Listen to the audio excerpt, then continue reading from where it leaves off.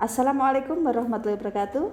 Anak-anak kelas 10 SMA Negeri 8 Malang, bagaimana kabarnya kalian?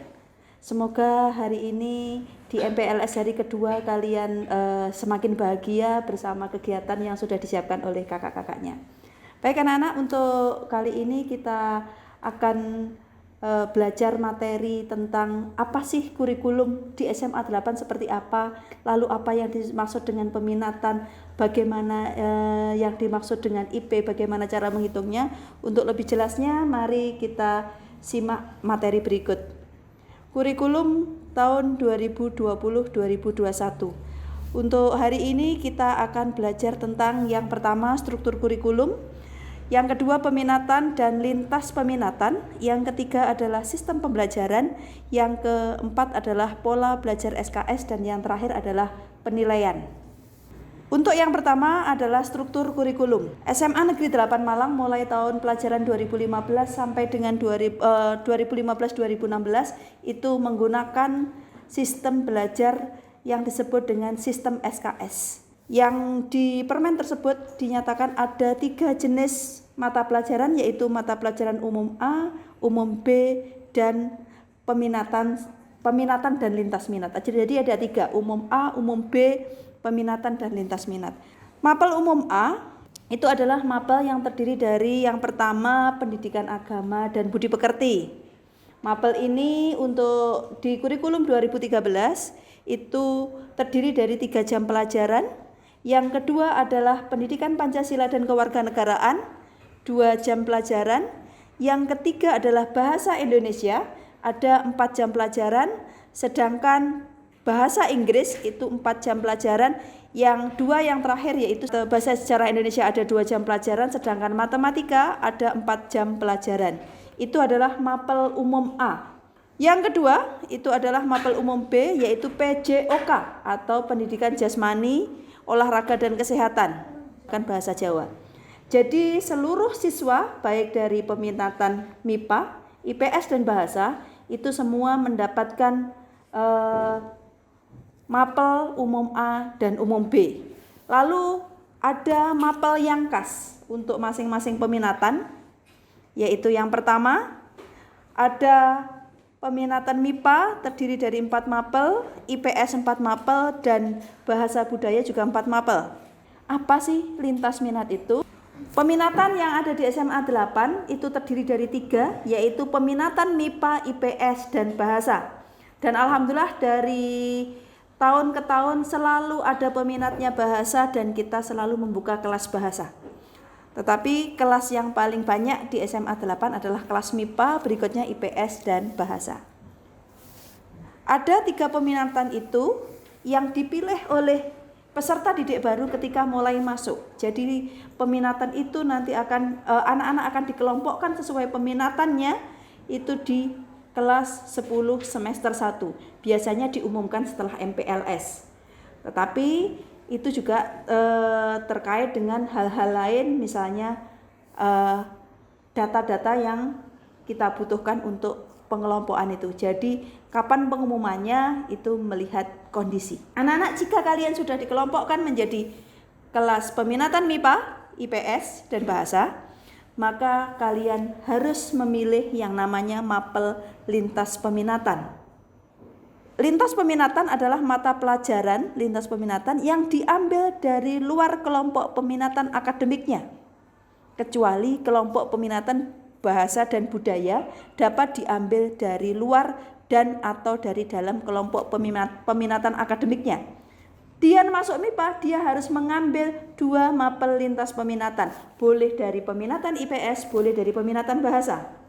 Kalau bahasa, boleh mengambil dari dalam dan dari luar. Apakah lintas peminatan itu wajib? Wajib anak-anak, dengan ketentuan seperti yang saya sampaikan tadi. Untuk siswa kelas 10 lintas peminatan di SMA 8 yang ada yaitu ada gabungan ekonomi dan sastra Jepang, bahasa dan sastra Jepang. Berikutnya ada ekonomi dan bahasa dan sastra Inggris, ada sosiologi dan bahasa sastra Inggris, serta ekonomi dan bahasa sastra Jerman untuk anak peminatan MIPA. Sedangkan untuk IPS itu ada biologi dan sastra Inggris, dan biologi dan sastra Jerman. Yang bahasa, karena bahasa di SMA 8 itu hanya satu kelas, lintas peminatannya yang disediakan cuma satu, yaitu ekonomi dan bahasa dan sastra Jerman. Lalu sistemnya, sebelum kita masuk ke pola belajar, ada sistem belajar. Anak-anak, sebenarnya sistem belajar yang kita gunakan sudah pasti, yaitu SKS dan menggunakan prinsip menggunakan UKBM. Ada mapel yang menggunakan UKBM, ada juga mapel yang berinovasi, UKBM-nya dalam bentuk lain, tidak persis seperti UKBM yang sesuai ketentuan itu, tapi dikreasikan oleh Bapak Ibu guru masing-masing. Berikutnya pola belajar anak-anak. Ini kita tinggal sedikit aja. Pola belajar yaitu seperti tadi saya jelaskan, SMA 8 Malang mulai tahun pelajaran 2015-2016 sudah menggunakan sistem kredit semester. Pola belajarnya itu adalah keunggulannya fleksibel, memungkinkan peserta didik mencapai tingkat kemampuan sesuai bakat minatnya dan kemampuan kecepatan belajarnya. Lalu maju berkelanjutan dan berkeadilan. Lalu sistem penilaiannya. Anak-anak, sistem penilaian berbeda dengan kurikulum awal kurikulum 2013 yang menggunakan sistem penilaian 0, nilai rentang nilai 0 sampai 4, untuk yang sekarang menggunakan rentang nilai 0 sampai 100. KKM nasional untuk semua mata pelajaran adalah 75. Sedangkan predikatnya bisa kita lihat di PowerPoint yang Ibu tampilkan ini, yaitu untuk nilai di bawah 75 itu berarti dia dikatakan tidak tuntas dengan predikat D. Jadi anak-anak yang nilainya ada predikat D, dia tidak tuntas. Berikutnya, nilai lebih besar sama dengan 75 dan lebih kecil dari 83 itu predikatnya C.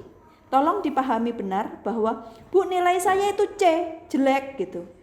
Tidak, nilai C itu sudah tuntas. Kalau jelek atau tidak itu tergantung kalian. Kalau kalian belajarnya lebih giat, bisa nilai misalnya 84 atau 83, maka kalian sudah mendapat predikat B. Ya, yang jelas nilai rentang 75 sampai dengan 83 dia sudah tuntas. Bu, saya remedi enggak? Karena sudah tuntas perlu remedi apa enggak anak-anak? Iya, tidak perlu remedi. Berikutnya untuk predikat B itu dari 83 sampai kurang dari 91, untuk yang A itu lebih besar sama dengan 91. Bagaimana cara pengolahan nilai pengetahuan? Ini contohnya. Seorang anak itu nilai KD 3.1-nya yang sama Bapak Ibu guru itu dituliskan dalam RPP yang pertama itu ternyata ada 3 UKBM. Nilainya ada 78, 75, dan 74. Maka nilai dia di KD 3.1 rata dari itu. Dari 78, 75, dan 74. Maka nilainya adalah 76. Karena dalam satu KD ada 3 penilaian tadi. Ada UKBM 1, UKBM 2, ada UKBM 3. Maka nilainya adalah rata-ratanya dan seterusnya. Itu masing-masing KD mendapatkan nilainya begitu. Kalau dalam satu KD ada penilaian sebanyak 1, ya 1 aja enggak masalah. Yang penting tercapai kompetensi dasarnya. Lalu ada yang disebut dengan indeks prestasi. IP merupakan hasil gabungan dari penilaian KD dari KI 3 atau KD-KD 3 dan kompetensi dari KI 4 atau keterampilan atau KD-KD 4. Dari seluruh mata pelajaran yang diikuti oleh peserta didik dalam tiap semester. Jadi ngitung IP itu tiap semester. IP rumusnya ini, IP sama dengan jumlah kali NI kali BI dibagi dengan jumlah BI. Apa sih NI kali BI dibagi dengan jumlah BI? Kita lihat contoh nyatanya seperti ini. Contoh perhitungan IP. Ada seorang siswa. Ternyata kalau kita lihat ini dia kelas 10. Dia peminatan MIPA, lintas minatnya ekonomi dan bahasa Inggris. Bebannya sudah dituliskan di sana, beban belajarnya. Contoh nilainya juga ada, yaitu angkanya misalnya pendidikan agama dan budi pekerti dapat 80 pengetahuannya, keterampilannya dapat 82. Rata antara pengetahuan dan keterampilan 81.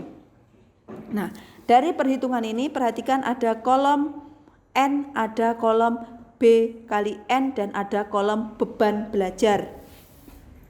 Maka yang saya sebutkan tadi, IP sama dengan jumlah NI kali BI, itu adalah kolom paling kanan, paling bawah barisnya. NI kali BI itu adalah yang kolom paling kanan. Sedangkan jumlahnya itu adalah baris yang paling bawah.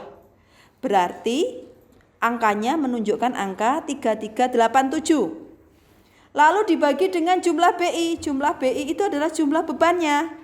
Di sini dituliskan jumlah bebannya ada 42. Maka IP-nya anak tersebut adalah 3387 dibagi bebannya 42.